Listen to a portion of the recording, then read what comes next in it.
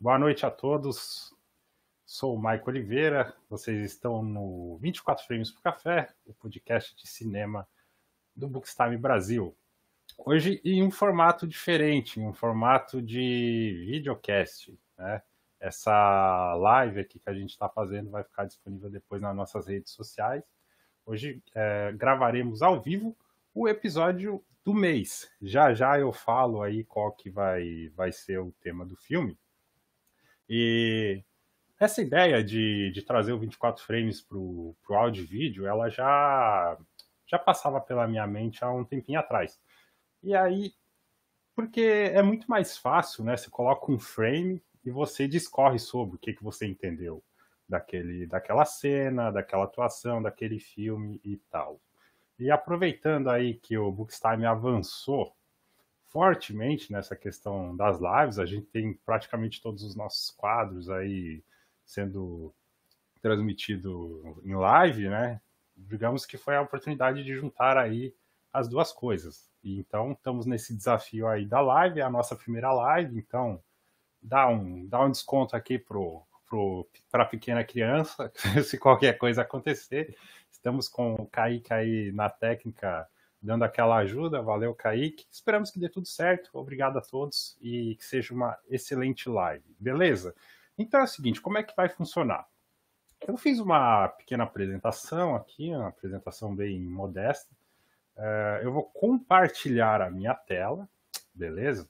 E em cima desse compartilhamento, a gente vai trocando aquela ideia a respeito da nossa mensagem. E, importante, né? Vou mostrar alguns frames do filme, vou falando sobre a ideia que tem sustentação em tela. Como diz o crítico do portal Cinema em Cena, Pablo Vilaça, se você tem uma certa opinião, um certo depreendimento do filme que tem sustentação em tela, é válido. O que não é válido é você falar uma coisa que não está no filme.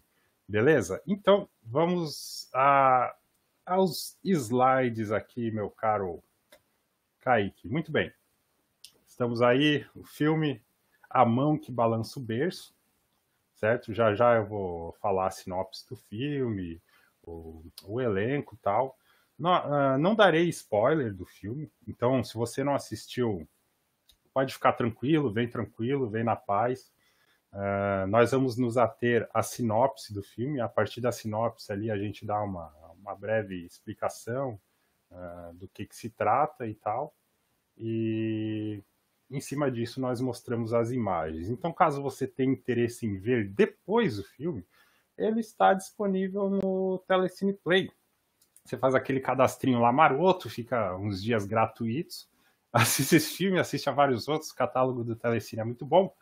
Também está disponível no YouTube Filmes, você pode alugar lá o filme, aí depende da forma como você consome esse filme, né? Então, vai de cada um, mas ele está disponível lá no Telecine Play, você pode ficar alguns dias gratuitos e assistir, beleza? O nosso foco aqui, você me pergunta, né? Você não vai dar spoiler, qual que vai ser o teu foco? O foco é como as cores contribuíram para contar a história do filme A Mão que Balança o Berço. E durante o episódio eu vou mostrando como esse processo surge, e a gente percebe que tem filmes que se destacam mais em um elemento, tem filmes que se destacam mais em outro, e conforme a gente vai estudando, aprendendo e percebendo, tendo uma mídia como podcast, nada melhor do que compartilhar isso com quem aprecia o nosso trabalho, né? Então é o seguinte, esse filme ele é um suspense psicológico, ele é considerado meio cult no meio dele, as pessoas que gostam desse tipo de filme, elas tecem bons elogios. Ele tem uma boa dublagem, a dublagem original dele, a primeira nacional, ela é muito boa. Os dubladores conseguem transmitir as emoções que os atores originais compuseram ali na atuação deles. E, bom, ele fez um sucesso quando ele foi lançado. As críticas foram majoritariamente positivas, embora vamos dizer que foi 60% ali, 70%. Mas o curioso é que ele fez o sucesso por conta de uma situação que não tem a ver com a mensagem do filme, porque em 92, ele foi lançado em 92, estouraram casos de babás agredindo crianças. Já já eu vou dar a sinopse do filme.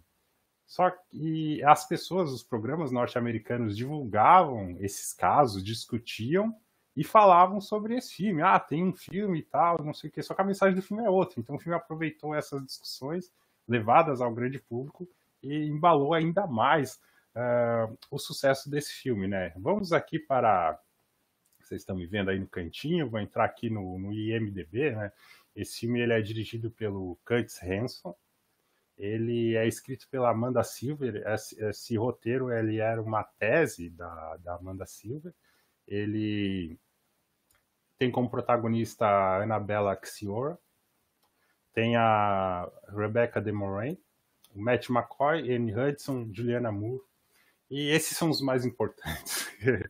Beleza, então, dito isto, vamos para o próximo slide. Sinopse. Bom, essa sinopse eu peguei do Telecine Play. Ali você consegue ver que ele tem 1h50, 1h49, das avaliações 4,5 de 5, um drama com suspense, como eu falei agora há pouco. Qual que é a sinopse do nosso glorioso A Mão que Balança o Berço? Claire e Michael Bartel enfrentam dificuldades em achar a babá ideal para cuidar da filha. Quando conhece Peyton, uma mulher inteligente e encantadora, eles acreditam que seus problemas chegaram ao fim. Mas, ao longo do convívio com ela, estranhos eventos revelam uma face violenta e perturbadora. Essa é a sinopse do filme. É nisso que as imagens, os frames que eu vou mostrar a seguir vão se limitar. Elas não vão fugir disso, tá? Então, a partir dessa sinopse, o que a gente consegue deduzir? A gente consegue deduzir que esse casal, eles vão ter que encontrar uma babá, vão ter que procurar a babá, né? A babá vai interagir com a família. Então, eu estou deixando isso bem claro, porque as imagens a seguir, elas vão mostrar isso, mas não vão revelar nada dos pontos chaves do roteiro. Pode ficar tranquila. Vamos fazer essa ressalva, porque sempre tem as pessoas mais sensíveis com a questão do spoiler. Então fique tranquilo que não tem nada. Tem personagens importantes que nem estão aqui na minha apresentação para você ter uma ideia. Mas eu preciso fazer uma ressalva em relação a essa sinopse aí do Telecine Play, que é a seguinte: a Claire, ela não está procurando uma babá para cuidar da filha. Isso está no trailer, isso que eu vou falar agora. Ela está grávida, ela vai ter um segundo filho, que é o Joe, certo? Então, a partir do momento que o Joe nasce, ela tem planos, certo? Ele já tem alguns meses e ela tem planos. Só que com 2 filhos pequenos, para executar esses planos, para levar a cabo esses planos, é difícil, né? O equilíbrio. Então, é aí que entra a necessidade de uma babá. Beleza? Esclarecido isso, vamos para o próximo slide. E aí a gente entra numa questão mais teórica, porque eu falei, né? Como que as cores contribuem para contar a história do filme A Mão que Balança o Berço. E aí as pessoas podem perguntar, né? Isso é proposital? Eles usam aquelas cores de maneira proposital? O cenário é formado de maneira proposital ou não? Como é que funciona esse processo? Então é o seguinte, tudo começa um roteiro, né? Eu tenho um roteiro aqui. A gente falou como surge um filme lá no primeiro episódio do produtor. Então o foco aqui é a partir do roteiro na mão do diretor. Tem várias formas do roteiro ficar na mão do diretor.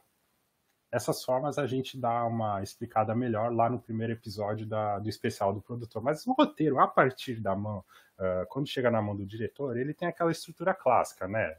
É um mundo comum, existe um evento transformador, você conhece os personagens no mundo comum, existe um evento transformador, isso causa uma mudança nos personagens, eles têm que lidar no segundo ato com aquele evento transformador, que é o conflito, todo filme tem um conflito.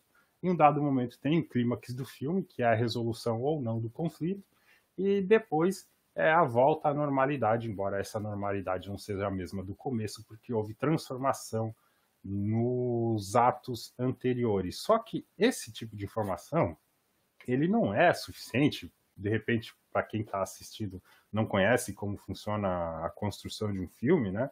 Ele não é suficiente para você começar a dar vida, a tirar as letras, das letras construir quadros, imagens. Ele não é suficiente. Por quê? Se o roteiro tem 10, 20, 5 personagens que seja, é preciso que haja um aprofundamento nesses personagens, né? Por exemplo, você precisa dar, separadamente do roteiro, você precisa escrever qual que é a personalidade dos personagens. Vamos focar em um determinado personagem, um exemplo aqui. Qual que é a personalidade dele? Qual que é o estado emocional dele? O que que ele gosta, o que que ele não gosta, tendo como referência a história, né? Como que ele lida com família, com amigos, certo? Ele está triste, ele está feliz, ele tem vícios, ele é muito organizado, ele é pouco organizado, ele tem a personalidade mais passiva, ele tem a personalidade mais ativa. Isso tem que ficar bem claro, né? Fora do roteiro. Quando você faz um curso de roteiro, você é obrigado a fazer esse exercício, né? Você começa ali com uma historinha, eu quero ir do ponto A ao ponto B, depois você é forçado a fazer um diálogo, mas você também tem que descrever os seus personagens de maneira mais aprofundada, beleza? E a partir dessa descrição, essa descrição é necessária para que os outros setores peguem essas informações e comecem aí sim a montar o filme. Vamos supor que eu sou um ator. Eu preciso dessas informações para começar a compor a minha atuação. Se é um personagem mais ativo ou mais passivo, igual eu falei, como é que eu vou vocalizar as falas dele? Como é que eu vou andar? Meus ombros, como estarão meus ombros? Como é que vai ser a minha postura, certo? O meu queixo, o meu olhar, certo? Eu preciso dessas informações para começar a construir, a compor a minha atuação. Entre os setores que precisam dessas informações para compor, dar vida ao filme, está a direção de arte. E aí chegamos no ponto onde eu gostaria. A direção de arte, a gente pode fazer um episódio só sobre direção de arte, tem muita coisa para falar sobre direção de arte. A gente vai resumir aqui dentro da proposta do nosso programa hoje, certo? Mas futuramente a gente pode falar sem problema algum sobre direção de arte, fotografia, som, beleza? A direção de arte, ela cuida, entre outras coisas, de locações, certo? Locações, agendar as locações, procurar as locações que o roteiro sugere. Você tem o cenógrafo e o cenotécnico, eles são responsáveis por planejar, por desenhar, por compor, por executar os cenários. Você tem os assistentes de direção de arte, você tem as pessoas que trabalham com os figurinos, as pessoas que trabalham com os objetos, tudo para dar vida, né, aonde esses personagens habitam, beleza? É lógico que é mais do que isso, mas eu acredito que ficou claro de uma maneira bem resumida. Entre outras coisas, a partir dessas informações, a direção de arte ela vai compor a paleta de cores do filme, certo? E é muito comum, em várias produções, existe a tal da sala de arte. O que seria a sala de arte? Seria uma sala mais ou menos como maior que esse meu quarto aqui, isso aqui é um quarto, não é uma sala. Porém, nas paredes, você ter cartazes, você ter fotos, você ter as mesas com fotos também, do quê? Dos figurinos, dos objetos, do cenário, as texturas de cores, fotos com ou os atores ou dublês, né, que tem um porte físico parecido com o ator ou a atriz que vai dar vida a determinado personagem, usando o figurino ou acessórios, certo? Para quê? Para que todos os setores eles fiquem inteirados de qual vai ser a estética, a paleta de cores do filme. Então, eu vou dar um exemplo aqui.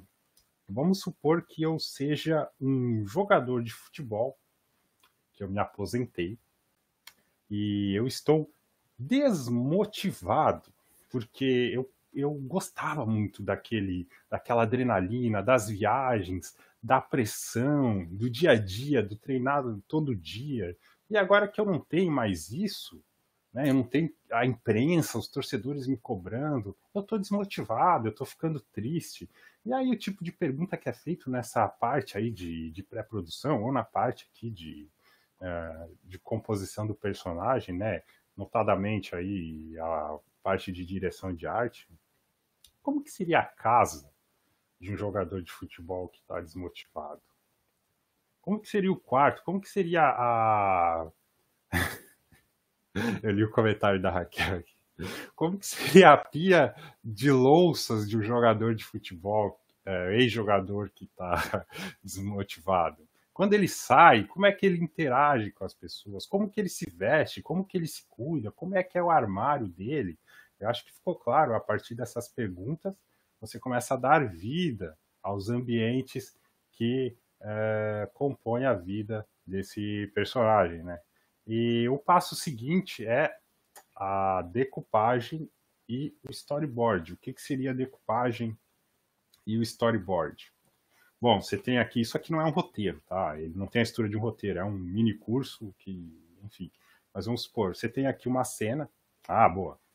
Você tem aqui uma cena, e aí várias pessoas, mas geralmente direção de arte, fotografia, o diretor, eles decidem como é que a gente vai colocar essa cena, como é que a gente vai gravar essa cena, que tipo de plano que eu vou usar. Por exemplo, o jogador de futebol desmotivado, ele vai jantar, ele está jantando, está escrito no roteiro que ele está jantando.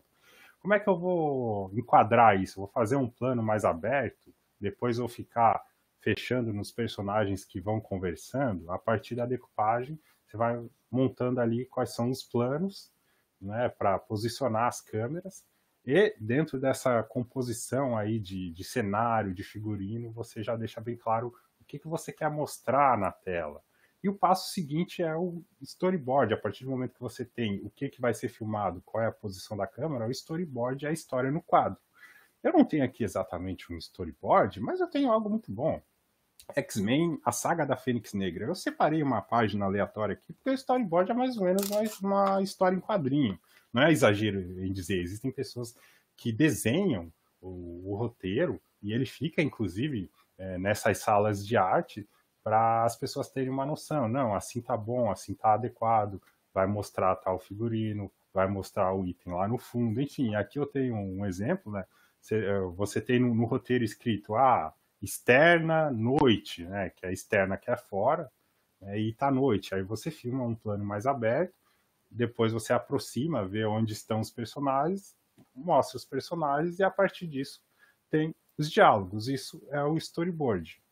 E a partir disso, essa trinca, né, de diretores, de diretoras, eles começam a discutir o que destacar e como destacar. Dentro de tudo isso que eu falei, eu acredito que esse filme, A Mão que Balança o Berço, é um filme que sintetiza muito bem essas funções, sintetiza de uma maneira bem explícita, que facilita a nossa explicação aqui nesse episódio. Existem outros projetos, mas aí é preciso entendê-los, não dá necessariamente para ver isso como uma regra. Eu estava vendo um vídeo do AB Makers e o rapaz que estava apresentando o vídeo, ele falou muito bem, o filme Cisne Negro tem uma leitura fácil de direção de arte. Esse filme também, eu vou mostrar aqui, vou começar a mostrar as imagens. Mas você pega um filme, a gente falou nos episódios passados do Ken Loach, que ele tem Você Não Estava Aqui, tem o Daniel Blake, não tem tão explícita essa questão das cores. Aí você se questiona, mas como é que eu vou entender a direção de arte? Aí você se questiona, por que tem poucas louças na casa daquela família? Por que toda vez que eles estão jantando tem papel com alguma conta? O que isso quer dizer em relação à história? Esse tipo de situação. Então, não necessariamente a direção de arte vai atuar com cores mais explícitas, tem diretores que vão por um outro caminho, mas sempre a direção de arte vai estar te contando alguma coisa. Então, é sempre importante a gente, com o hábito aí de assistir os filmes, começar a questionar por que eu estou vendo isso agora? Por que é importante? Por que ele está me mostrando isso?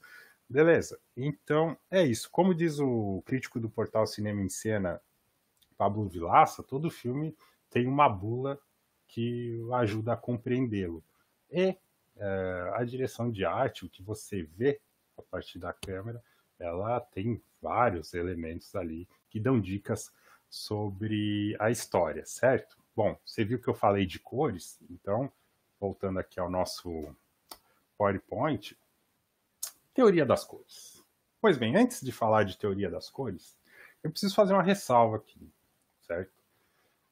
Quando acabou a série Breaking Bad, ou quando a série estava em andamento, ela acabou em 2013, ficou muito comum essa teoria das cores a partir do filme, da série Breaking Bad.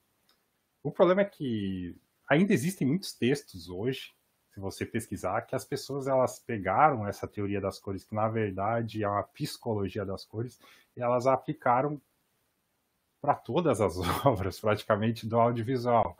Aí fica, se o personagem veste azul, ele é assim, assim, assado. Se veste vermelho, é assim, assim, assado. Pode procurar que você vai achar muito, só que isso não é a regra. O cinema ele não tem regra, a gente pode estender isso para a arte, mas o nosso foco aqui, o nosso objeto de estudo é o cinema, não tem uma regra. Existem convenções. Mais do que você procurar ao ver destacado uma cor, você precisa entender primeiro qual é a proposta do filme. E o filme vai te contar desde o início. Então, a partir do momento que você entendeu qual é a proposta do filme, qual é o conflito, fica muito mais fácil você questionar e entender por que certas coisas estão aparecendo. E não encarar isso como uma regra. Até porque se você pegar o verde lá do Breaking Bad e levar para um filme como Silêncio dos Inocentes, não vai se encaixar. Ou o azul do Breaking Bad e para esse A Mão que Balança o Berço, que eu vou mostrar daqui a pouco, não vai se encaixar. Mas essa teoria das cores que está no PowerPoint, essa sim, você pode considerar, porque isso já tem um embasamento, certo? E o que diz a teoria das cores? Eu peguei uma definição muito boa aqui, que é do site Chief of Design. Eu vou ler agora na dinâmica da nossa live aqui para ficar claro para vocês. Teoria das cores é o estudo sobre as cores que vai desde a fisiologia, ou seja, como ela é interpretada pelo nosso cérebro, até a aplicação e utilização em peças de comunicação visual. Na teoria das cores, podemos entender como a cor age no ser humano e como podemos utilizar isso a nosso favor, manipulando as cores para passar uma determinada mensagem ou transmitir uma sensação. Eu acho que por aí você já está entendendo como é que essa questão entra na direção de arte, certo? Nesse PowerPoint aqui que eu fiz, a gente tem o ciclo cromático, tem as cores, o filme que a gente vai, o nosso objeto de estudo, ele usa muito de cores análogas. Cores análogas são cores próximas. Você tem ali o azul esverdeado, o verde, o amarelo esverdeado e o amarelo. Embora ele use também o contraste do verde e o vermelho. Cores que estão no extremo oposto do ciclo cromático são chamadas de cores complementares. Isso fica muito claro a partir do próximo slide que eu montei aqui. Eu peguei com o diretor de fotografia que fazia muito aquele Cinelab, ele deu um curso recentemente, ele compartilhou essa imagem. Você vê ali o verde e o vermelho, cores complementares, e as cores análogas. Então, a partir disso, né, porque quem trabalha com direção de arte tem que ter esse tipo de conhecimento, porque o cinema ele é manipulação. Eu vou falar um pouquinho mais para frente, mas como você já pôde ler ali, a partir das cores você vai causando estímulos, sensações no espectador e a partir da personalidade dos personagens você começa a trabalhar isso dentro, isso é muito importante, da proposta do diretor. Primeiro é a proposta do diretor. Por isso que se você pegar a psicologia das cores e tentar encaixar tudo, não necessariamente vai dar certo. Beleza? Bom, falei do Breaking Bad, então é isso, volta na sala de arte e aí você trabalha aí quais as sensações que você quer causar. Se você tem dois personagens que eles vão ter um conflito, você pode usar aí as cores complementares. Então, além dos diálogos, que fica mais explícito para quem está assistindo o filme, no fundo, né, implícito ali, vamos dizer assim, não tão aos olhos do espectador comum. As cores também estão conflitando o tempo inteiro, e é exatamente isso que acontece nesse filme que eu vou mostrar daqui a pouco. Então, ele usa as cores análogas que eu mencionei aqui, e eu faço um desafio a você que quer assistir o filme. Se ele usa as cores análogas, será que existe alguma relação entre o que essas duas personagens viveram? Será que existem coisas que elas viveram que as tornam pares? Bom, fica aí o desafio. Bom, esse aqui é uma das primeiras imagens do filme, um dos primeiros frames do filme. Ali do lado eu deixei um roteiro, aí sim a estrutura correta, né? O E do XT ali comeu, mas é externa local da cena dia. Esse roteiro eu achei no Google, domínio público.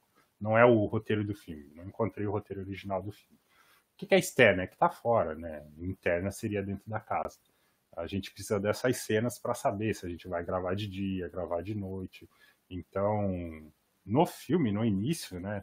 Você vê que a câmera vai acompanhando até chegar na casa. Então, na descrição do roteiro poderia estar, fulano caminha até a casa da família Bartel e tal. É assim que funciona a estrutura de um roteiro traduzida no audiovisual. Mas eu não sei porque que tá aí. Acho que o estagiário esqueceu. Eu podia ter tirado isso aí. Mas fica aí a curiosidade para quem se interessa, tá? Bom, finalmente chegamos no filme. É o seguinte, esse tipo de apresentação, como eu falei, né, o cinema ele é manipulação, sabe? O próprio movimento do ator na cena, ele tem por objetivo transmitir mensagens, porque nem todas as mensagens vão ser transmitidas via diálogo. Tem coisas que ele só vai te mostrar. Então, quando ele anda no cenário, que a câmera acompanha de propósito, a questão lá atrás do storyboard da decupagem que eu tinha comentado. Grava aqui para aparecer lá atrás tais cores, ou tais objetos, porque ele vai ser importante mais para frente, ou porque ele diz algo sobre aquele personagem. A gente está no Bookstime Brasil, né, cultura pop, tem o filme do Pantera Negra. O início do filme do Pantera Negra ele começa lá nos anos 90, por um determinado motivo histórico. Então, se você quiser assistir esse filme de novo, eu te desafio a prestar atenção nos posters que tem atrás do apartamento que é mostrado naquele primeiro ato do filme do Pantera Negra, o que ele diz sobre aqueles personagens e o que ele diz sobre um determinado personagem, que era uma criança, que conviveu naquele tipo de ambiente. Aqui na Mão que Balança o Berço, a gente tem uma clara presença, um predomínio aí da cor verde. A intenção ali é mostrar que a família é uma família unida, que é uma família feliz, né? E através eles estão cantando, e como eu falei antes, tem toda a movimentação da atriz na cena para mostrar o predomínio da cor verde. E isso tem relação com o que ela faz, que volta lá naquilo que eu tinha falado, como que seria a casa de um ex-jogador de futebol desmotivado. O que ela faz aí fica em aberto, você vai lá e assiste o filme, beleza? Mas essa é a Claire Bartel, aquele é o Michael e a Emma, certo? Essa é a protagonista do filme. Então vamos para o próximo. A gente já viu aí a predominância da cor verde, beleza? E aí o clima muda completamente, né? Você já tem o clima já fica mais pesado. Porque a gente chegou na Peyton. A Peyton, ela é a babá. Né? É a babá do filme, só digo isso. Ela é a babá do filme. Essa foto de baixo é a primeira aparição dela. Ela aparece primeiro em foto. E aí lá na questão lá atrás, né, na pré-produção, a concepção das cores, por que é importante a presença da direção de fotografia? Porque eles conseguem corrigir as cores, manipular as cores também na câmera, ali durante o processo de filmagem e na pós-produção, certo? Então, eu já vou explicar como é que a gente faz para não deixar as cores super expostas aqui, tá? Mas existe uma convenção no cinema de que a cor da noite é a cor azul.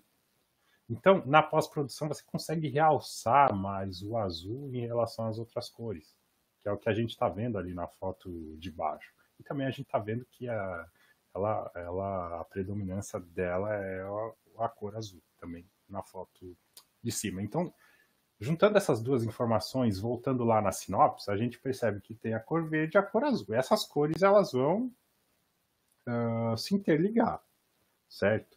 Então, você já imagina o que vai acontecer dentro daquela casa a partir disso que eu estou te falando, certo? E eu queria entrar numa outra questão. Bom, você sabe que a sinopse já deu que a Peyton vai ser a babá, beleza? Então, como eu falei lá atrás, o casal precisa procurar a babá e a babá que está interessada precisa se manifestar. Então, eu faço um exercício aqui contigo. Quando a gente vai fazer uma entrevista de emprego, a gente quer muito uma vaga, a gente ouve, beleza, nós se interessamos no teu currículo aqui, mas nessa empresa, na nossa empresa, existem tais regras que você vai ter que seguir.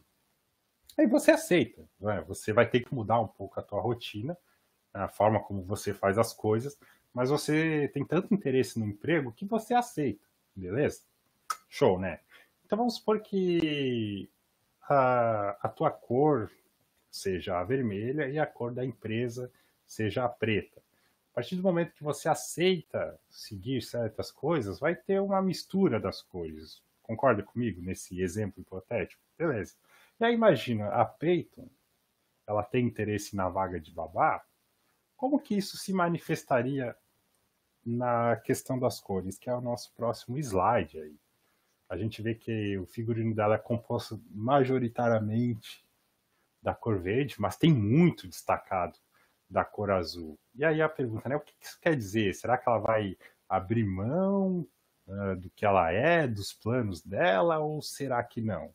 Né? É isso que o filme está deixando em aberto, embora nos diálogos, você perceba que há o interesse ela em conquistar a vaga. Existe uma atuação ali, uma dissimulação, enfim, mas será que isso corresponde às cores? Então é legal que fica essa dualidade, você consegue perceber certas dicas para o que vai acontecer depois na história, mas majoritariamente ela está tentando se misturar ali com a família. E não é só aqui, a gente tem outros exemplos. E aí é o que eu tinha falado de como a direção de arte ela trabalha com manipulação para ser bem enquadrado ali os objetos do cenário, a própria estrutura, e brincar com a harmonia que isso causa. No caso ali a camiseta, né, a camisa dela, com a parede lá atrás, a calça dela com o sofá que ela está sentada. Então, continua a mesma mensagem, né? A intenção da personagem em se misturar, em se adequar àquela família. Beleza? E esse é o nosso Joe. Né? Esse é o nosso Joe. O nosso o bebezinho aí que nasceu, eu falei lá antes que a Claire estava grávida. E esse é o quarto dele, é a primeira aparição do quarto dele. Então, já diz muita coisa, né? A presença ali das cores amarelas, você vê lá nas prateleiras os brinquedos, tem muito... A cor dele, vamos dizer assim, seria essa, né? Tá bem tranquilo aí a leitura da direção de arte desse filme, certo? Bom, a Peyton consegue a vaga de babá, como a sinopse nos diz, e ela vai morar ali na casa da família Bartel, certo? Quando ela chega, uma das primeiras coisas que ela faz é dar um presente para Claire, certo? E o curioso é que olha a cor lá da sacolinha, né, do plástico, que está embrulhando, vamos dizer assim, o presente. E aí fica o desafio, né, para quem quer assistir o filme. O que será que é aquele presente? Será que ele vai ter alguma importância na história? E na foto de baixo ali que eu separei, aí, quando a Claire mostra em qual quarto a Peyton vai dormir. E aí entra aquilo que eu falei da questão de você trabalhar as cores na pós-produção e durante antes de começar a fotografar ali na produção, né, na rodagem do filme, de você conseguir realçar a cor azul na fotografia, já que a direção de arte não alcançaria esse efeito por motivos óbvios, né? Por isso que é importante a participação de todos os setores. Então, o quarto ele está completamente azulado. E o legal de tudo é o que ela diz, né? A Claire pergunta, gostou? E ela fala, é perfeito. Então, lógico que é perfeito, né? Enfim. Bom, aqui é a questão da noite ser azul, a convenção da noite ser azul no cinema, né? E curiosamente a Peyton ela age de agir justamente no período da noite, quando ela se aproxima das crianças. Não é spoiler, uma babá ela tem interação com as crianças, então ela leva para o ambiente dela azul, tá ali. Então, eu falei que eu ia explicar como é que faz para fazer essa correção de cor, é o seguinte, porque às vezes tu tá com uma jaqueta vermelha, e só que essa jaqueta vermelha na câmera ela não sai dessa cor. Então, como é que funciona no processo? Você tem a direção de arte, ela consegue um item que seria o tal do cinza médio. Ele tem a cor de um cinza médio. Na câmera, você configura também o cinza médio. E aí você foca aqui na câmera para que esse cinza médio seja o mesmo cinza médio da câmera. E aí você tem a segurança de que as cores vão estar, não 100%, obviamente, mas vão estar naquela faixa de segurança, nem super exposta, nem subexposta, para que você consiga trabalhar elas na pós-produção. Eu estou estudando bastante fotografia ultimamente, é bem complexo, a gente vai falar isso no futuro, mas é assim que funciona. Você não chega e simplesmente vai filmando. Primeiro você tem que regular o diafragma, qual que é o campo focal, certo? Quanto de luz que você vai deixar entrar e as cores, né? Então você vai lá, configura o cinza médio para ser o mesmo cinza médio das câmeras, aí você tem segurança de que esse vermelho aqui vai sair na faixa que você consegue manipular na pós-produção e não vai ficar super exposto, beleza? Então vamos voltar aqui ao nosso PowerPoint. Você já vê que a Peyton está agindo em relação à família, e aqui na foto de baixo, o curioso é que a roupinha do Joe já está completamente em harmonia com a camisa da Peyton. O que será que isso significa, né, dentro da história? Então, às vezes é o que eu falei antes, né? A mensagem, acredito que até aqui ela já está bem clara. Ela tem um plano, ela está agindo em relação a isso. E será que ela está avançando ou recuando dentro do que a gente tem de informação? Mas na cena de cima, a gente percebe que ela está bem. Ela é um peixe fora d'água, entendeu? E ela não consegue disfarçar isso nem na expressão dela. Porém, na cena de baixo, já dialogando com a Claire, ela é a pessoa mais simpática do mundo. E aí vale o elogio para a atuação, né? A Rebecca De Mornay, ela foi premiada na MTV por ser a melhor vilã por conta desse filme. Então, às vezes, a gente assume aí o compromisso, né, a suspensão da descrença para assistir um filme, quando a gente não se incomoda com a atuação de alguém, significa que aquela pessoa conseguiu vender. E quando ela se destaca muito, cabe aqui o elogio, né?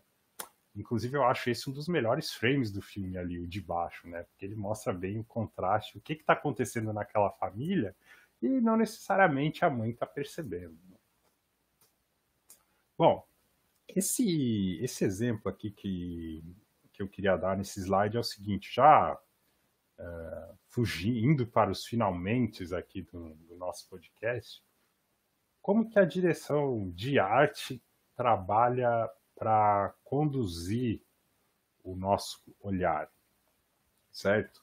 Porque quando a gente fala de direção de arte, a gente está falando de composição de quadros, de enquadramentos, e a gente vê aqui na foto de cima o uso do cenário para limitar o foco, né, a visão, o ponto de fuga, chame do que quiser, aí para onde o espectador vai olhar, certo? Aí você tem lá no final a Peyton, você tem a Emma indo em direção a ela. E na foto de baixo, Se você for olhar nas janelas ali, tem as cortinas, elas usam muito as linhas que direcionam para onde você vai olhar, o posicionamento das cadeiras. E na questão de proporção, o tamanho do quadro em relação à personagem que está abaixo dele ali, sentada no sofá. Então, isso é um dos objetivos aí, né, da direção de arte ao compor os quadros, é causar sensações e comunicar o sentimento da cena. É isso que a gente chama, é isso que a gente está falando quando a gente fala em ler a direção de arte. Nesse frame aí de baixo, né, o que será que quer dizer essa cena, aquela personagem que está ali? Será que ela está feliz? Será que ela se sente acolhida por todos? Ou será que é o oposto disso, né?